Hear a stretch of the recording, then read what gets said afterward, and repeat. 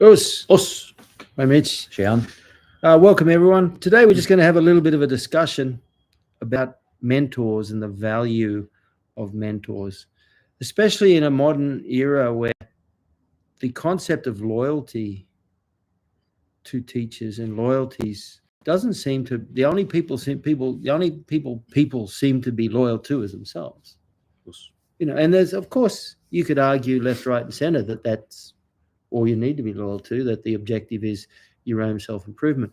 But you have to think about how it's possible that we learn from teachers because their teachers taught them and their teachers taught them. And even when you go into a school, you walk in as a white belt, you benefit from the experience and training value working with a higher grade. Yeah, of everyone on the mat or That's in the dojo. right. Yeah. So it's very common, of course, for white belts to join in and work with senior ranks. Some senior ranks go, I want to work with someone. But the fact of the matter is, they benefited in the same way. I know I can remember when I was a junior grade, you benefit greatly from people who take the time out to help you, and these sort of people are real mentors in your life. I've got a whole list of them, and they're mentors that I mention regularly because I think it's important to give credit to them. Sometimes I might, on occasion, rarely, think of something original or something that comes to mind, but you can bet your bottom dollar that it was the influences of these people that gave me the experience to be able to put two and two together and come up with something worthwhile. But anyway, so today we just want to talk about that, and we'd really love it if you could add your own mentors in the discussion. I've got one of my mentors that I've got written down here. I can see Patty's there, and Patty's teacher is Shihan Billy, and Shihan's teacher. I graded when I did my fourth dan. Shihan Billy was grading as well, and his teacher is Shihan Eddie Emin, and he was one of the early teachers of my first teacher, which was Frank Everett. Now, I mention Frank all the time. But the interesting thing is, after nearly 55 years in Kyokushin, arguably Frank, I probably trained less with Frank than a lot of other people, because I trained with Frank from the early years, and those early years were very sporadic. I have no problem in telling people that. And I was in and out of the dojo, to and from boarding school. And it was only in the last 2 years of high school that I really did train very, very regularly with Frank. And then for a few months when I got back from Japan. So in all those years, arguably, I only trained with Frank for maybe 3-4 years. Yet his influence was profound. You hear that a lot, though, Shihan. So to jump in, so many athletes in different sports, when they're older and successful, they'll go back and they'll think their initial high school sports teacher, their volleyball teacher, their first judo coach, or whatever it is, and say that person really set me on the track. And that's kind of what you're saying too. Yeah, that's true. Frank Everett, by coincidence, was the teacher of the first dojo I happened to walk into, and I couldn't have asked for a better mentor. And I also look around at some of the people who trained and some of the people who are still training, and I think, would they have kept up the training if the quality of the mentor was different? If Frank was a different personality? He really had a way with encouraging people. So Frank Everett was my first instructor. Who was your first instructor? In Kyokushin? Well, even in Shotokan. In Shotokan, it was got Sensei John Moore down at Monaco Police Citizens Youth Club, and John Moore ran I think it was Budokan Karate, which is an offshoot of Shotokan Karate, and he ran it. And he was a really strict Western guy, and he was great to train with. It was my first exposure to karate, probably in the late 1980s. And he was disciplined, turn up all the time, and it was great fundamental training. There you go. I think it's really, really valuable to always keep in mind that foundations are everything. And if you get a good foundation, it can launch your whole life. If you get a poor foundation, you go on to something else maybe that's and don't right. go down that path. Yeah. I think, of course, my next mentor after Frank, when I went to Hombu in 1976, was Sosai. But the regular teacher there was Hiroshige Shihan, the late Hiroshige Shihan, who was the teacher of so many great champions, Midori, Kazumi, Yamaki, Tsukamoto. All these people came out of that incredible dojo. Yeah. And he was very influential to me as well. And it was just his, not just his attitude towards people, but also his attitude towards teaching really influenced me in a big way, you know. And of course, in 1976, when I was in Japan, I met Shihan Bobby Lowe for the first time, and he was incredibly influential in that we maintained a very, very regular and close letter writing communication. I have a pile of letters this big going back to 76 where he was so encouraging and so thoughtful, and over the years I had many opportunities to sit down and spend time with him, and his humility and his graciousness were very, very influential in my life. Who was your next teacher? In Kyokushin was Sensei Kevin Beavis. Yeah, there you go. On the coast. I trained with him for 3 or 4 years, and that was so good. That was good, and that's when I got my first exposure to you too, doing gradings and the Brisbane Dojo and so on, and all the Uchideshi that you had then. They became, they wouldn't know it, but they became incredible role models for me. That's right. So quite often it's not just your instructor, but it's also your training partners that are very influential in your life. And in fact, more than once, people go on as their own instructor retires, they end up going on and training with their own training partners. And Sensei Kev still trains to this day. I can remember when I was a yellow belt, I think. Kevin was a green belt. And I can remember him taking a class one day in about 1975. Wow. Frank asked him to take a class, and he took a class on diaphragmatic breathing. I remember to this day. Wow. You know, great guy, Kev. Definitely. And very influential in a lot of really good people's lives. Yeah, he had a great dojo. Yeah, Reg was there. Robert Taranto, the Taranto brothers. Yeah, and his sister as well. Yes. His sister, Natalie, I think her name was. Yep. Some great guys came out of the dojo. Yeah, at that time. Of course, Shihan Eddie, that Paddy's mentioned there too. Shihan Eddie was an influential instructor in my own teacher's life, but he also graded me to 3rd Dan and 4th Dan on behalf of Sosai. My 2nd Dan was in front of Sosai, of course. And then once I started to, like in 1993, 12th of November 93 was when the first UFC was on, and that was very influential. So it was from 1994 that I started to go to LA and train regularly.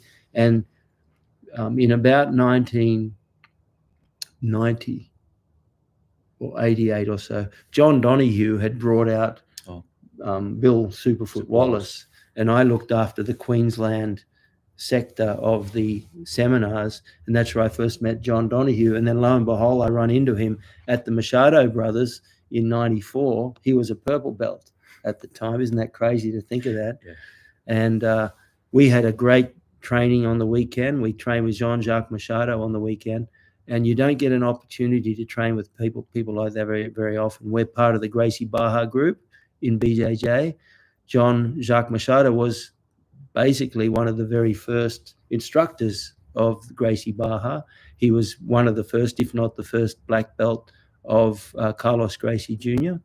And my first BJJ lessons in a BJJ school were with the Machado brothers, namely Carlos Machado, who's Jean-Jacques' older brother, and Higan Machado, who's also Jean-Jacques' older brother. So those guys were very influential. But John Donahue, it was through John Donahue I endlessly bring him up and express gratitude to him, because he introduced me to Eric Paulson and to Jean LaBelle and to Rico Ciparelli. And my wrestling training that I did with John at Rico Ciparelli's, and after John returned to Australia, I was still going to LA with work. I'd go and train with Rico.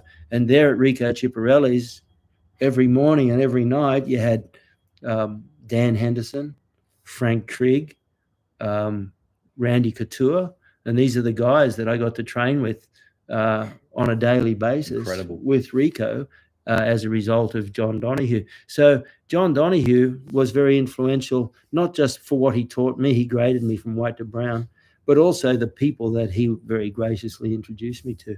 You know, I think that's really important. Okay, and of course there are people like Larry Papadopoulos in Sydney that over the years I did a lot of training with Larry, and Rico Ciparelli that I mentioned, but also Wally J, Small Circle Jiu-Jitsu, Wally J, when he was in Australia. We got on very well. I interviewed him for my column in Australasian Fighting Arts, and he very kindly came along and did a really nice, I think maybe 2 days in a row, where he came and taught at the dojo in Margaret Street in Brisbane. So that was really nice. And you still use those concepts today in the dojo. You 100%. A lot. You talk when we do the wrist locks and different holds. You always talk about the small circles concept. And and Wally J's history goes back so far, like way back to Richard Kim, people like that. And a lot of the concepts that he talks about are in Aiki Jiu-Jitsu, for example, where, for example, when you're manipulating joints, you don't just manipulate it, you actually open the joint and manipulate it. And that's one of the principles of small circle Jiu-Jitsu, which Wally J is famous for. Paddy, Shihan Eddie, Shihan Bill, Kyoshi, Jimmy Phillips, myself, very nice. Key Pillars, beautiful. Coach Jan Sheridan for BJJ. Brian Gorgian for basketball. I know that you were very almost professional, if not at least semi-professional in basketball as well. Victor, good to see you. Chrissy's my nephew, so he did a lot of training with me. Peter Collis, good. Wayne Hinchin, yes. Wally Schnaubelt and Gary, of course.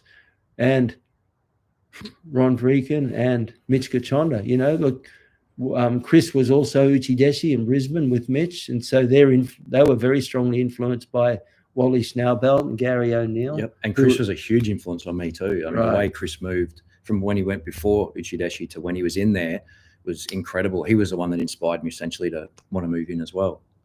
Yeah, exactly. Francis Gravel, nice to see you there. Watched every video of Matsui, And, you know, that's the other thing too, is that I've also written down on my list Matsui, Shoke Matsui, who's the head of the Matsui group of Kyokushin. Everyone knows him, 4th World Tournament champion, 16th, 17th All Japan champion. And he was very influential because when I was a live-in student at Hombu, I chose to attend his classes because of the precision and the style of teaching. So in many ways, his influence on me is still very strong. And he came to live before my time, but he lived in Brisbane for a few months as well, didn't he? No, not a few months, just 1 month. Okay. For 4 weeks he came out, you know, and he was very influential on the dojo in Brisbane, teaching every night. When I think back, the poor bugger, he probably wanted to have a bit of a holiday, but you know, no holidays when you're in the Uchideshi dorm in Brisbane. So he was teaching every day there. Good. Yeah, that's right. And Norichika Tsukamoto, I mentioned him yesterday at training. In fact, I wrote his name on the whiteboard at the dojo, and I recommended that everybody look his videos up because of his style. It was very unique as well. Tsukamoto was another one that stayed at your dojo for a while. He was for 6 months or so. Tsukamoto came and trained with us for 6 months in Brisbane. That was very influential too. It was very good of him. He came to train with us. John Norgard, my judo instructor. There you go. Bobby Lowe. Yeah, he was wonderful. Big hits this week with my first judo and karate instructor, Ivan Zavachanos. Oh no, I didn't know he'd passed. Wow, I have to mention Ivan. I never trained with him, but when I first went to Japan in 1976, Ivan was still the head of the South Pacific Judo Federation, but also the head of Kyokushin in Australia. And he was there in that group of people. Talk about being in the right place at the right time. At that time, that's when I first met Shihan Bobby Lowe, Shihan Peter Chong, Shigeru Oyama, Yasuhiko Oyama, Miyuki Miura, and also Ivan Zavachanos and Luke Hollander, all these people, part of Kyokushin history. I had no idea that he passed away, and I'm very sorry to hear that. He was a wonderful man. The last time I saw him was a few years ago at the dinner that Patty had organized for Shihan Eddie.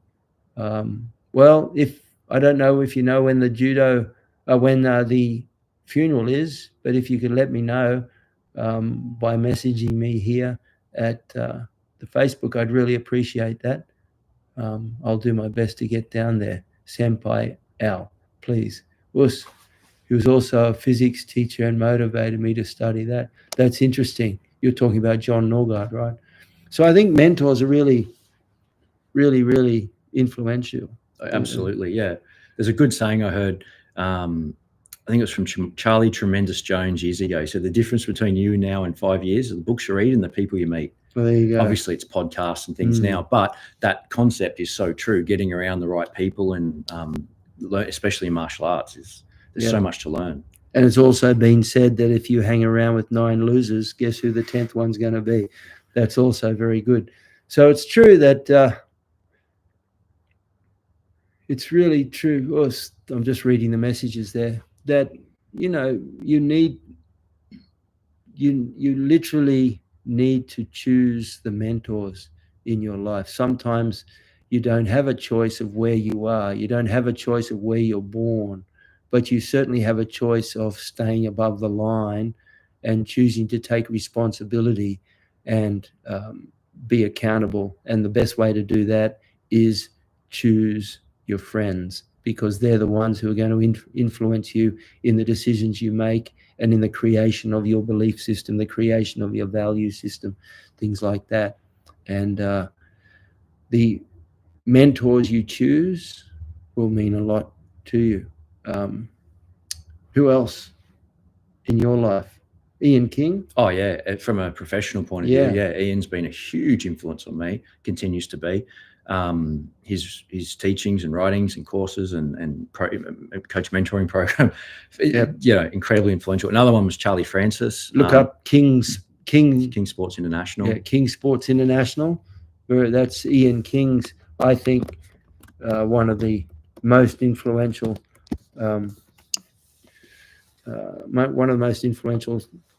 athletic development, strength conditioning coaches, physical preparation coaches in the world. Yeah, absolutely. And Charlie Francis is another one. He's passed, as unfortunately, maybe 10 years ago now, but he was incredible. He was so far ahead of his time, very similar to Ian. But Charlie was a sprint coach working with the Canadian sprint team and just kicked so many goals. And his books, Speed Trap and the Charlie Francis training system, they're nearly untouchable in terms of quality training philosophy. Yeah, they're just incredible textbooks to study. So look up Charlie Francis too. I think that's very important. The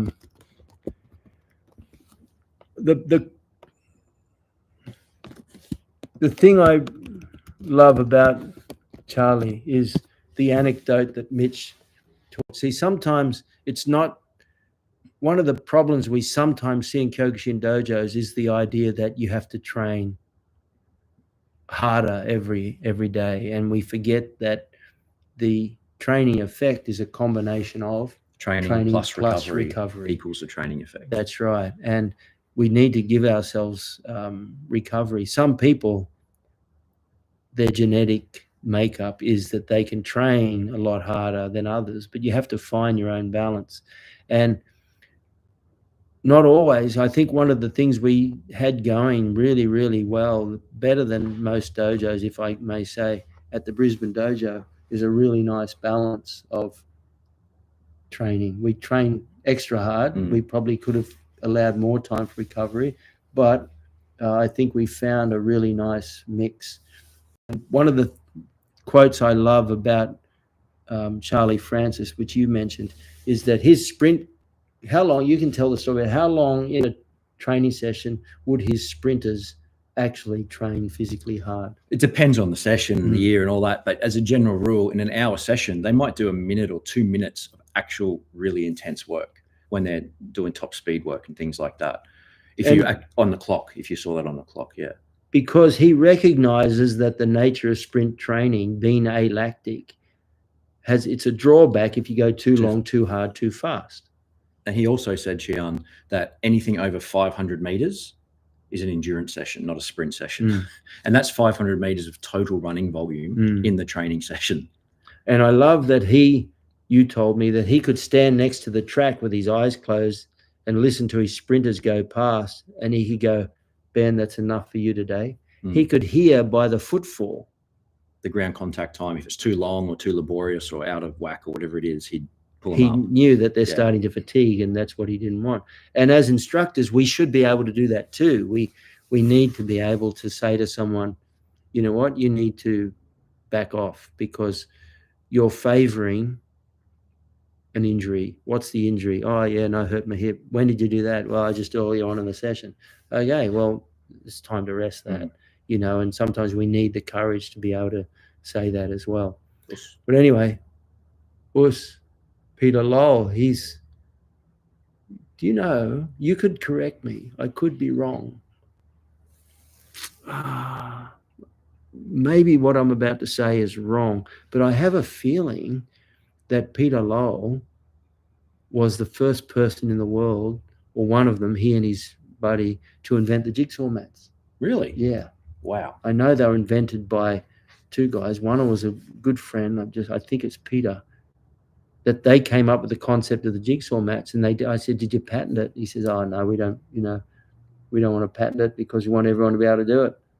Big mistake. You go anywhere in the world now and there's jigsaw. I've been to weird, tiny little places in the middle of Estonia and they have jigsaw mats. Speaking of Estonia, though, that's a good example of mentors. When you were in Europe a couple of years ago, you went all the way over to Estonia to train with Preet Mikkelsen. That's right. You know, I heard about Preet and I was really I resonated with his approach to training. I just thought it was so interesting, so unique, that I actually went all the way to Estonia and trained with him, first of all for a week, and then he did a seminar in Germany. So I followed him. I didn't follow him. I turned up at the seminar. He said, well, that's when I realized you were serious. And then I did a seminar of my own somewhere. Then I went back to Estonia and I did another week with him at one of the BJJ Globetrotters camps. So, yeah, I think that's the other thing too, is if you have a mentor, you need to go out of your way to train with them. We went to the Jean-Jacques Machado seminar on the weekend and I was shocked at how few people were there. This is the teacher of John Danaher's teacher. Jean-Jacques is the teacher of Renzo Gracie, who taught John Danaher. John Danaher will, you know, we put a limit of like 80 to 90 people at a seminar, and there's a waiting list a mile long for 3 seminars. And Jean-Jacques Machado, you know, there were maybe 25, 30 people there. It was incredible. And there weren't that many people. Is phenomenal. So I think that's the other thing too, is you really need to have the belief in that if you really think you're going to get some value off learning off someone, you need to make a point. You need to go there. I was 17 when I was 16 when I decided, and I was 17 when I turned up at Soul Size doorstep and said, I want to learn from you. So I think, so that type of success is not convenient. I remember, same as with Ian King, he lives an hour up the road from me in Brisbane, but I've spent 20 years flying to America, paying US dollars to train with him and to learn from him, even though we're both Australian residents and live close to each other. So it's not convenient to get around certain people, but I think it pays dividends if you invest in the right people. That's right. You really need to do what you can. But anyway, mentors, they're the things that can make or break our lives. I remember Sensei Wally Schnaubelt training in Russia in 92. The guys were so strong, but were constantly getting injured. It's very true. That's very true. There was, even in my era, in my tournament days, I remember there was one guy from Victoria who was very, very strong, just really strong. And, you know, you have in mind the people you're going to be fighting in the tournament. And half the time he wouldn't turn up. Or if he did, he'd pull out after a round or two because of injury, you know. So overtraining leads to injury. And if you want to prepare for a tournament, the number one enemy is injury, you know. Sensei Mike. We're talking about mentors, and I'm glad you turned up. I'd love to hear if you could quickly type in some of the most important mentors in your life, because you've had an incredible history in Okinawa and Goju. We're basically just talking about these mentors. And like Chris said there, a good mentor understands what really needs to be done. He's not just a skill coach. He's also a mental coach. He's also a physical preparation coach. And the other thing too is, at the end of the day, we end up being mentors for people. So we stand on the shoulders of those who went before us, and one day our students will grow up and stand on our shoulders. So we have a responsibility to make sure that if we are influential in anyone's lives, make sure that it's a good influence. Make sure that we can help drive them forward as well. But Sensei Mike there, who's just arrived, is a very high Shihan in Okinawa and Goju. And I know he has also mentioned some of his mentors in the past as well. I'm just going to give Mike a couple of seconds. While you're doing that, what kind of shirt is that, Shihan? Ta-da! Check this out. This is Ben Ajamian Dojo. Ben Ajamian, for those who know Ben, he's actually probably been training with me longer than anyone. Yep. In terms of the actual years that he spent training with me. And this is his fantastic dojo t-shirt. That's a heck of a t-shirt you've got too. Look at that one. Pretty good book, this one. Yep. Not bad at all. Well, Sensei Mike. Yep. Higo Sensei in England. Beautiful. 1 month later, I was standing outside his dojo in Okinawa in 1984. There you go. No internet, just blind faith. I could find him. See, that's the sort of thing I think that's very important. If you really want something, you got to go and chase it. But anyway, thanks, guys. Really lovely to see you. Please leave a message there. Tell us more about your mentors and the people that have been important, particularly in your martial arts life. There are so many incredible people out there.